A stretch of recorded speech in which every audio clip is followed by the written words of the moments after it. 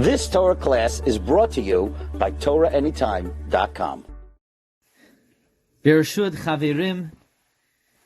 Rashi tells us in the very beginning of Parshas Vayechi, we know Parshas Vayechi is a Parsha Situma. It's a sealed shut Parsha. There's no space at all between the end of Vayigash and the beginning of Vayechi.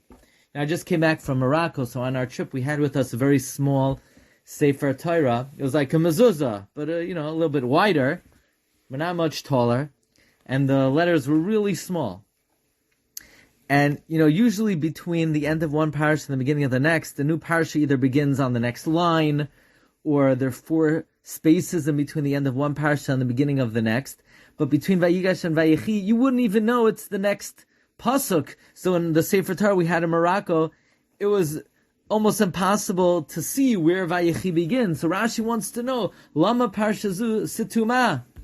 Says Rashi, Lefi Shekivan Sheniftar Yaakov Avinu. Because once Yaakov Avinu passed on, Nistimu Einehem V'libam Shel Yisrael. The eyes and the heart of the Jewish people were sealed shut. Mitzarat Hashibud, from the distress of the bondage. Shehitchilu L'Sha'abdam. They started to enslave us. And we read the words of Rashi, and we sort of take it for granted that when the Shibud began, things became difficult. But what does Rashi mean that our eyes and heart became sealed shut? What is that a reference to? Is it figurative? Is it allegorical? Is it literal? What does it mean our eyes and heart became sealed shut? And it occurred to me today, Mamash Matana Min Hashamayim. It says in the beginning of this week's Parsha, Parak Beis, Pasuk Yud Aleph, Vayihi Bayamim Hahim, Vayigdal Moshe, Vayetze El Achav, Vayar B'Sivlotam. It says Moshe went out, and he went out to his brethren, and he saw their difficulty. Says Rashi, Natan Einav V'Libo Liyot Meitzar Alehem. He placed his eyes and his heart to be distressed over the Jewish people. Now we see what you need eyes and heart for. You need eyes to see someone else's distress. You need a heart to feel someone else's pain. So here's how it worked. Because of the difficulty of the Shibud, we were so engrossed in our own pain, we couldn't see the pain of someone else. We couldn't feel someone else's pain. And you know what happens when you can't see and pay attention and feel and commiserate with someone else's pain?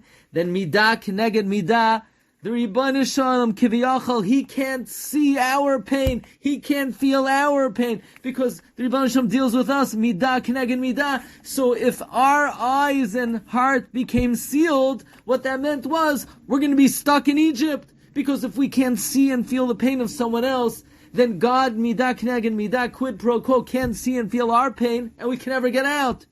So we need someone to break the cycle. So we have a great leader named Moshe Rabbeinu. And he comes and he looks at our pain. He looks at the pain of his brethren. He feels the pain of his brethren. So now, midah keneged midah, what do you think is going to happen? God from upon high, he will look at our pain. He will feel our pain. And sure enough, shortly after, look in Parak Beis, Pasuk Chaf Hei, Vayar Elokim et Bnei Yisrael. God sees the Bnei Yisrael. Vayeda Elokim.